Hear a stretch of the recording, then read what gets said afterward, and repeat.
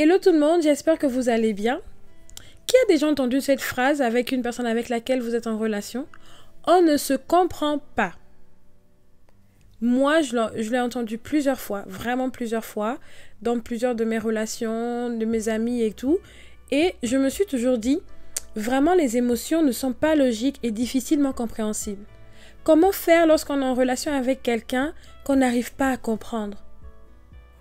Pour moi, je me suis dit peut-être essayer d'expliquer ce que je ressens.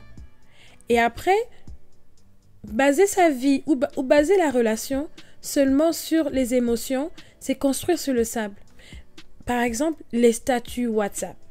Parlons un peu des statuts WhatsApp. J'ai l'impression que les statuts WhatsApp sont devenus des transmetteurs des émotions. C'est-à-dire, les gens vont se mettre des statuts pour dire joyeux anniversaire. Les gens vont se mettre des statuts lorsqu'ils sont en froid avec quelqu'un. Les gens vont mettre des statuts pour parler à une autre personne. C'est-à-dire, là, on est arrivé à un niveau où exprimer ses émotions, par exemple, dire « je suis triste, je ne veux plus parler à une personne », on le met en statut. Alors que si on voit bien, cette personne a sûrement des amis, mais elle ne le dit pas à ses amis. Elle le dit sur son statut. Et je me dis, mais quel est le but recherché? Par exemple, tu veux me souhaiter un joyeux anniversaire, mais tu le mets uniquement sur ton statut. Tu as mon numéro, tu es mon ami, mais tu ne m'écris pas personnellement pour me dire joyeux anniversaire. Et après, je me suis dit, on est rentré dans un monde presque d'apparence. Dire, ok, lorsque c'est l'anniversaire de mon ami, au lieu de lui dire joyeux anniversaire d'abord, genre en off, on met toutes les photos possibles sur notre statut, on fait des déclarations, etc. Mais honnêtement, pour ma part, j'aimerais que tu puisses m'écrire, que tu puisses me dire joyeux anniversaire, mon ami, etc. et me souhaiter tous les vœux.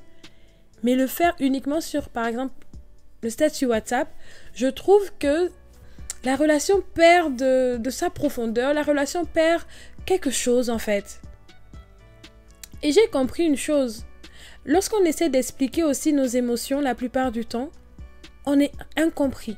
Parce que les émotions ne répondent ni à une logique bien définie, ni à un langage spécifique. Si la personne avec laquelle on parle ne comprend pas ce qu'on peut ressentir, j'ai compris qu'il ne fallait pas lui en vouloir.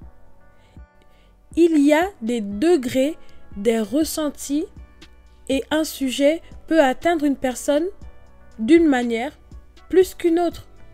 La manière de réagir face à un problème diffère du background, de l'état du cœur de chacun. Et j'aimerais dire aussi qu'il y a des personnes beaucoup plus sensibles que d'autres. Il m'est arrivé à plusieurs reprises de regarder un film avec ma belle-sœur, genre les films à l'eau de rose. Elle va se mettre à pleurer à la 2e minute du scénario. Ça, c'est vraiment elle. Et de voir par exemple que l'homme va dire « je t'aime » à une femme et va lui offrir des fleurs, cette séquence va la toucher vraiment et elle va pleurer parce qu'il a exprimé son amour. Et moi de lui dire « mais arrête de pleurer, tu vas pas pleurer pour ça ». Souvent dans nos relations, nous estimons et mettons des baromètres sur des situations. On ne pleure pas pour un bébé qui dort comme un ange, on ne crie pas pour se faire entendre, on arrête de se parler quand on ne se sent plus aimé.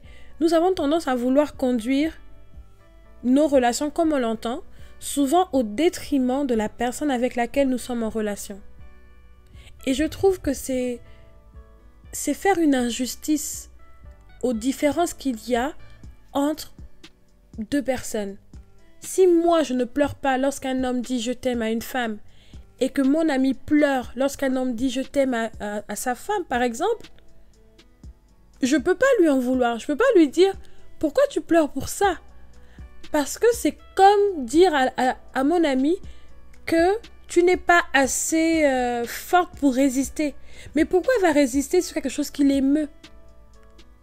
Pourquoi on a tendance à vouloir dire à l'autre ne réagis pas comme ça, c'est mieux de réagir comme ça, surtout dans le domaine des émotions. Comme je le disais, les émotions ne répondent à aucune logique.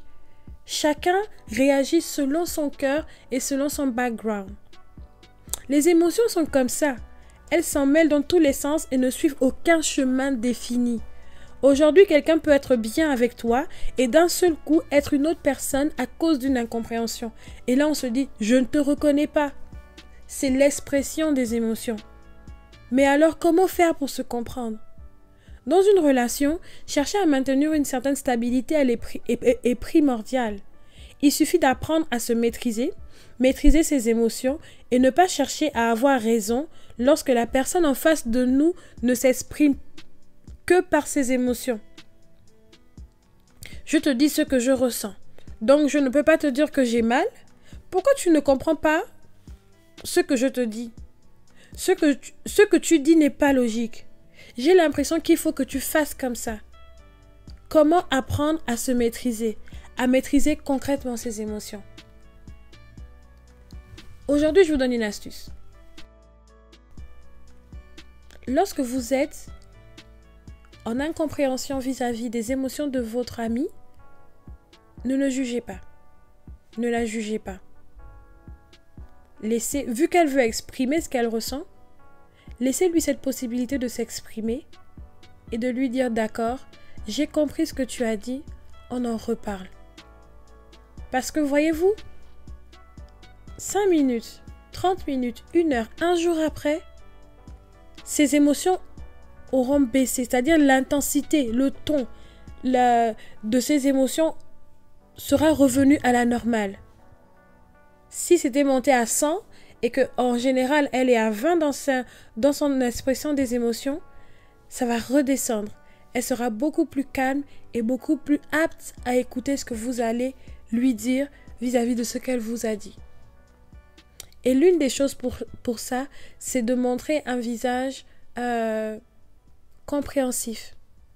Même si c'est dur, même si vous êtes en conflit et que la personne vous dit des choses méchantes, ce que j'aime bien, il y a un passage dans la Bible que j'aime bien, c'est qu'une parole douce calme la fureur, mais une parole dure excite la colère. Quelqu'un en face de vous est en colère, elle est vraiment à 1000% dans ses émotions-là. C'est-à-dire, elle vous parle, vous savez bien que là, elle ne se maîtrise quasiment plus. Ce n'est même pas la peine de répondre ou de dire une parole dure parce que ce qu'elle dit peut blesser. Prenez sur vous. Si vous avez cette capacité à prendre sur vous, je vous encourage à prendre sur vous. Parce que ce genre de situation, malheureusement, on les rencontre beaucoup dans les relations. Et souvent, ça crée vraiment des conflits, ça crée des scissions, ça crée des blessures profondes parce que personne n'a, à ce moment-là, opté pour le choix du silence ou opté pour le choix de la sagesse. Vraiment, aidons-nous dans nos relations, aidons la personne qui n'arrive pas encore à se maîtriser. Si les deux personnes n'arrivent pas à se maîtriser, dans ce cas-là, faites l'effort de ne pas parler. Vraiment. C'est tellement facile de dire comme ça.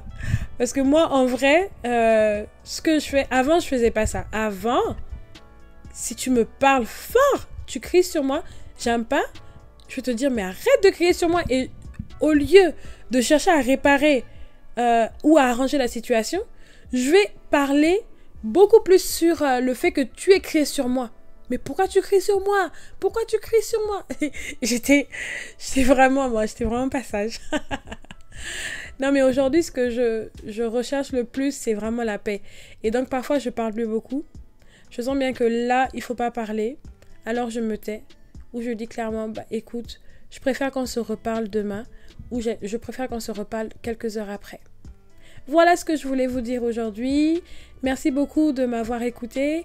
Et comme je vous le dis à chaque fois, n'hésitez pas à mettre un commentaire, à m'écrire sur WhatsApp si vous avez des témoignages et que je pourrais partager. Donc plus 33 6 15 56 12 68, plus 33 6 15 56 12 68 ou par mail safiurbano@gmail.com et votez si ce podcast vous a parlé. N'hésitez pas à mettre des étoiles, à donner un avis et pour que je puisse être classée dans le système des podcasts. Merci beaucoup et à très bientôt.